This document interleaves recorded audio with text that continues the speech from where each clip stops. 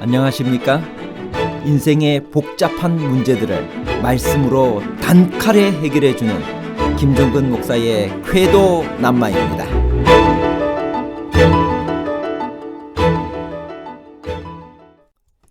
모세는 신명기 설교를 하면서 아론이 죽은 곳은 호르산이 아니라 모세라라고 말하고 있습니다.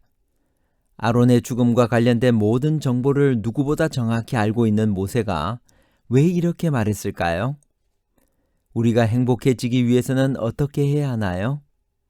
마음의 할례를 받는다는 의미는 무엇인가요? 아론이 죽은 곳인 호르산이라는 표현과 모세라라는 표현은 다른 장소인가요? 아니면 같은 장소인가요? 다른 장소와 같은 장소에 관한 복잡한 문제를 하나님 말씀의 가르침으로 명쾌하게 해결해 드리겠습니다. 아론이 죽은 곳은 호르산인가요? 아니면 모세라인가요? 신명기 10장 6절. 이스라엘 자손이 부에롯 브네아 아간에서 발행하여 모세라에 이르러 아론이 거기서 죽어 장사되었고 그의 아들 엘르아살이 그를 이어 제사장의 직임을 행하였으며 민수기 20장 25절에서 26절입니다. 너는 아론과 그 아들 엘르아살을 데리고 호르산에 올라 아론의 옷을 벗겨 그 아들 엘르아살에게 입히라. 아론은 거기서 죽어 그 열조에게로 돌아가리라. 분명히 아론은 호르산 정상에서 죽었습니다. 여호와께서 모세에게 아론과 그의 아들 엘르아살을 데리고 호르산에 올라 아론의 옷을 벗겨 그의 아들 엘르아살에게 입히라고 민수기 20장 25절 26절에 분명하게 말씀하셨어요. 모세는 여호와의 명령을 따라 아론과 엘르아살을 데리고 회중의 목전에서 호르산에 올랐습니다. 그리고 모세가 아론의 옷을 벗겨 그의 아들 엘르아살에게 입힘에 아론이 산 꼭대기에서 죽었다라고 성경은 기록합니다. 민수기 33장 38절에서 39절은 아론이 호르산에서 죽었다는 사실을 다시 확인해 줍니다. 이스라엘 자손이 애굽 땅에서 나온 지 40년째 5월 초 하루에 제사장 아론이 여호와의 명령으로 호르산에 올라가 거기서 죽었으니 아론이 호르산에서 죽던 때의 나이는 123세였더라. 그런데 모세는 신명기 설교를 하면서 아론이 죽은 곳은 호르산이 아니라 모세라라고 말하고 있습니다. 아론의 죽음과 관련된 모든 정보를 누구보다 정확히 알고 있던 모세가 왜 그렇게 말했을까요? 이 문제의 답을 하기 이전에 먼저 신명기 10장 6절에서 9절은 손톱 묶음 괄호, 가로 중에 두 가지 가로가 있는데요. 꺽쇠 묶음과 손톱 묶음 가로가 있습니다. 이 손톱 묶음 가로 안에 들어있다는 사실부터 풀어야 됩니다. 성경 본문 가운데는 괄호가 왜 있는 것일까? 한마디로 그 내용이 성경 사본에 따라 차이가 있거나 내용상 후대에 첨가되었을 것으로 여겨지는 경우에 괄호를 칩니다. 개역 개정 본문에는 괄호가 두 종류가 있습니다. 꺽쇠 묶음과 손톱 묶음입니다. 전자는 그 본문이 어떤 사본에는 있지만 다른 사본에는 없을 경우 꺽쇠 묶음을 합니다. 마가복음 16장 9절에서 20절의 경우입니다. 후자, 손톱 묶음은 추석적 성격을 지닌 본문이거나 문맥의 흐름을 끊는 본문의 경우입니다. 바로 신명기 10장 6절에서 9절과 같은 경우입니다. 이런 절들은 대개 후대에 본문에 더해진 것이라고 봅니다. 이런 경우 자료의 원천도 첨가한 이유도 알 길은 없습니다.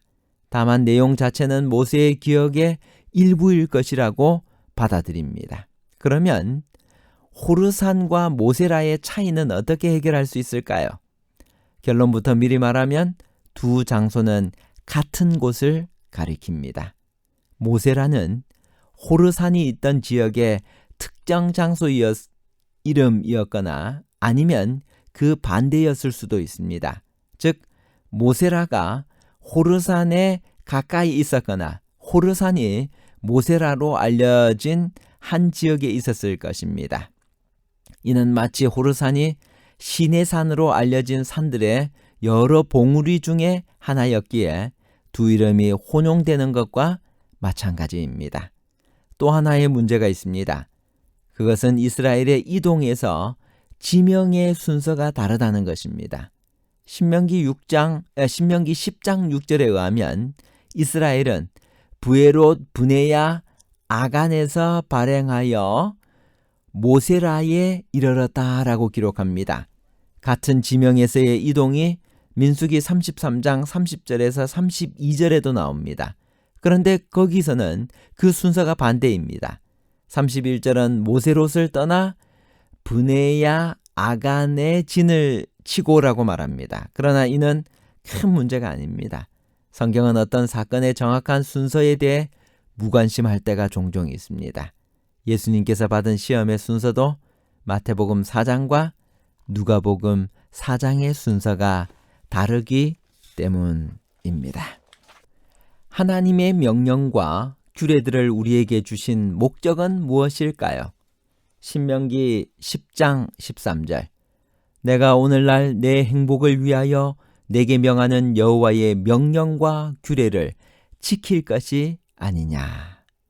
하나님께서는 우리에게 율법을 주시고 순종을 요구하시는 것은 우리를 억압하시거나 하나님의 만족을 위해서가 아닙니다. 오직 우리의 행복을 위해서입니다.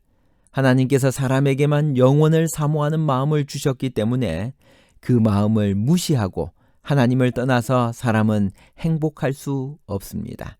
하나님께서는 우리의 행복을 위하여 하나님의 명령과 규례 그리고 십계명을 주신 것입니다.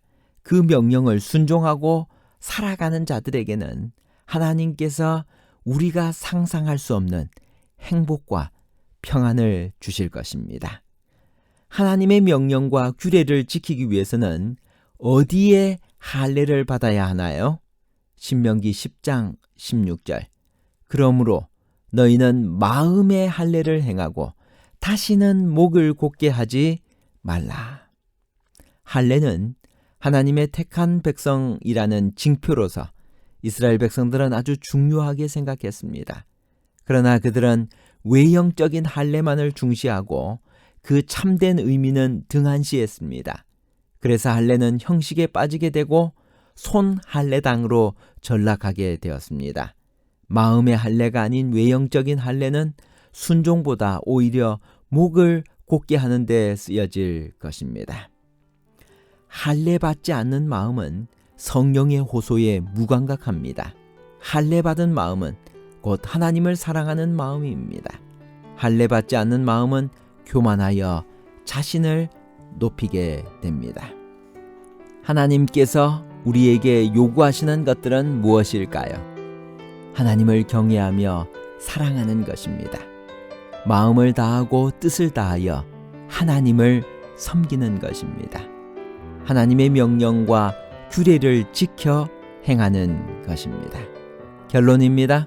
첫 번째, 호르산과 모세라 두 장소는 같은 곳을 가리킵니다. 모세라는 호르산이 있던 지역의 특정 장소 이름이었거나 아니면 그 반대였을 수도 있습니다. 즉 모세라가 호르산에 가까이 있었거나 호르산이 모세라로 알려진 한 지역에 있었을 것입니다. 두 번째, 하나님의 명령과 규례들을 우리에게 주신 목적은 오직 우리의 행복을 위해서입니다. 하나님께서 사람에게만 영원을 사모하는 마음을 주셨기 때문에 그 마음을 무시하고 하나님을 떠나서 사람은 행복할 수 없습니다. 사람은 반드시 하나님에게 붙어 있어야만, 접붙임을 당해서 포도나무 대신 그 예수님께 붙어 있어야만 행복할 수 있습니다. 그리고 그분의 명령과 규례들을 따라 행하며 순종하며 살 때 하나님께서는 우리에게 행복과 평안을 주실 것입니다. 세 번째, 마음의 할례를 받는다는 것은 성령의 호소를 따르며 하나님을 사랑하는 마음을 가리킵니다. 할례받지 않는 마음은 교만하여 자신을 높이게 됩니다. 하나님께서는 오늘 우리가 마음의 할례를 받기를 원하십니다. 하나님의 성령의 인도하심을 따라서 영에 속한 신령한 사람으로 살기를 바라십니다. 감사합니다.